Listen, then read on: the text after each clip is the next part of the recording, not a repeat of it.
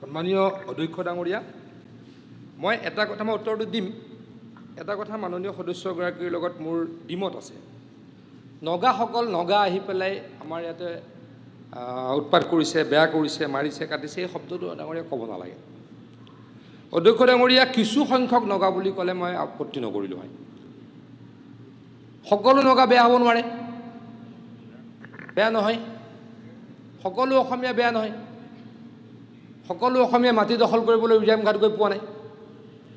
নগাঁৱৰ পৰা অসমীয়াটো গৈ পোৱা নাই মাটি দখল কৰিবলৈ। তেখেতৰ সমষ্টি পাই গৈছে, তেখেত যোৱা নাই, তেখেত ভাল। কিছু বেয়া কাৰণে তাত গৈ মাটি দখল কৰিছে। গতিকে অধ্যক্ষ ডাঙৰীয়া, বেয়া মানুহ চবতে থাকে। বেয়া মানুহ তেখেতৰ সমষ্টিটো আছিলে, তেওঁলোক গৈ পেলাই উৰিয়াম ঘাটত মাটি দখল কৰিছে, উচ্ছেদ কৰিছে, গুচি আহিব লগা হৈছে। তেখেত ভাল, মই তেখেতক ভাল বুলি কৈছোঁ, কাৰণ তেখেতে গৈ উৰিয়াম ঘাটত বেদখল কৰা নাই। এতিয়া অধ্যক্ষ ডাঙৰীয়া, কিছু দুৰ্বৃত্তই আহি এই কামটো কৰিছে। যে সকলো নগাটো তাৰ কাৰণে ৰেছপনচিবল হ'ব নোৱাৰে। সেইকাৰণে নাগালেণ্ড আমাৰ লগৰ পৰা গুচি গ'ল হয়তো। সেইকাৰণে হয়তো অধ্যক্ষ ডাঙৰীয়া আমাৰ পৰা অৰুণাচল গুচি গ'ল, মেঘালয় গুচি গ'ল। এই যে আমি ডমিনেটিং এটা আমি যে মানে হেৰি কৰোঁ, সেইটো নহয় অধ্যক্ষ ডাঙৰীয়া। এটা কথা আকৌ কৈছোঁ, ভাল মানুহ বেয়া মানুহ চবতে আছে। কেইদিনমানৰ আগত অতুল বৰা ডাঙৰীয়াই উৰিয়াম ঘাটৰ বৰ্ডাৰ চাবলৈ গৈছিলে, মৰিয়নিৰ বৰ্ডাৰ চাবলৈ গৈছিলে। মই ক'ৰবাত অলপ আগত মই কিবা এটা ডাটা চাওঁতে মোবাইলটো দেখিলোঁ, আমাৰ মৃণাল শইকীয়াই কৈছিলে যে বাতৰি কাকতত ওলাই থকা পৰিৱেশ উৰিয়াম ঘাটত নাই।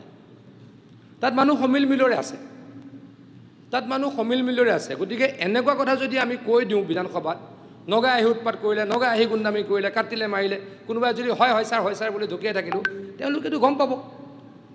অধ্যক্ষ ডাঙৰীয়া, তেওঁলোকে গম পাব, তেওঁলোকে দুখ কৰিব যে আমি একো কৰাই নাই, কোনোবা দুজন বেয়া মানুহে গৈ কৰিলে, আমাক সকলোকে টাৰ্গেট কৰি অসম বিধানসভাত কোনোবাই প্ৰশ্ন উত্থাপন কৰিলে, বিতৰ্ক হ'ল। গতিকে অধ্যক্ষ ডাঙৰীয়া, সেই কথাটো তেনেকৈ ধৰণে নক'বলৈ মই মাননীয় সদস্যগৰাকীক অনুৰোধ জনাইছোঁ। অধ্যক্ষ ডাঙৰীয়া, যিটো মোৰ স্পেচিফিক উত্তৰ মই তেখেতক পঢ়ি দিছোঁ।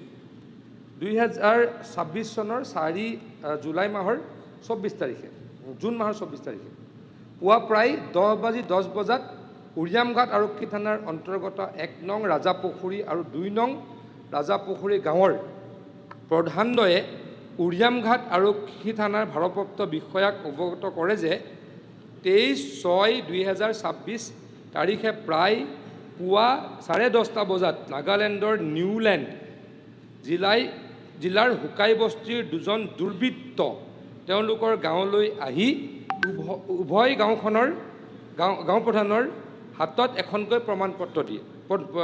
পত্ৰ প্ৰদান কৰে। লগতে তেওঁলোকে নিজ নিজ গাঁৱৰ প্ৰতিটো পৰিয়ালৰ পৰা 110 টকাকৈ সংগ্ৰহ কৰিবলৈ গাঁও প্ৰধানক নিৰ্দেশ দিয়ে।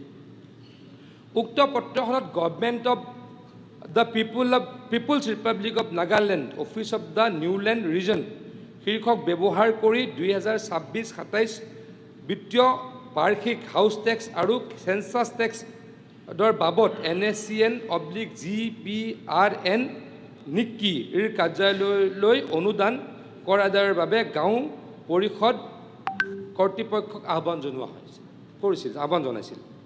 পত্ৰখন NACN/GPRNৰ নিউলেণ্ড অঞ্চলৰ উপ সচিব হিচাপে পৰিচয় দিয়া TK নাগা নামৰ ব্যক্তিৰ স্বাক্ষৰিত বুলি উল্লেখ কৰা হৈছে। অধ্যক্ষ ডাঙৰীয়া, এই দুৰ্বৃত্ত বুলি শব্দটো মই ব্যৱহাৰ কৰিছোঁ, আকৌ ব্যৱহাৰ কৰিছোঁ। এই দুৰ্বৃত্ত দুজনক চিনাক্ত কৰা হৈছে অধ্যক্ষ ডাঙৰীয়া, আৰু এই দুৰ্বৃত্ত দুজন পলাই আছে। এই দুৰ্বৃত্ত দুজন চিনাক্ত কৰা হৈছে। নাগালেণ্ড আৰক্ষীৰ লগত যোগাযোগ কৰা হৈছে। 155 নং বেটেলিয়ান CRPF ধৰি নিউট্ৰেল ফ'ৰ্চকো অৱগত কৰা হৈছে যে এই দুজন দুৰ্বৃত্ত তেওঁলোকে আহি দুখন গাঁৱত দুখন চিঠি দি গৈছে। গতিকে অধ্যক্ষ ডাঙৰীয়া, ব্যৱস্থা ল'ব লাগে। কিন্তু মই আকৌ কৈছোঁ, দুৰ্বৃত্ত দুজন পলাতক অৱস্থাত আছে। তেওঁলোকক গ্ৰেপ্তাৰ কৰাৰ লগতে যিকোনো অপ্ৰীতিকৰ ঘটনা প্ৰতিৰোধৰ উদ্দেশ্যে আৰক্ষী আৰু নিউট্ৰেল ফ'ৰ্চে সংশ্লিষ্ট অঞ্চলত তালাচী অভিযান আৰু টহল ব্যৱস্থা অধিক জোৰদাৰ কৰিছে। বৰ্তমান সম্পূৰ্ণ পৰিস্থিতি স্বাভাৱিক আৰু আৰক্ষীৰ নিবিড় পৰ্যবেক্ষণত আছে। এতিয়ালৈকে গাঁওসমূহৰ পৰা কোনো ধৰণৰ ধন সংগ্ৰহ কৰা হোৱা নাই বুলি আমাৰ তথ্যত পোৱা হৈছে। ধন্যবাদ।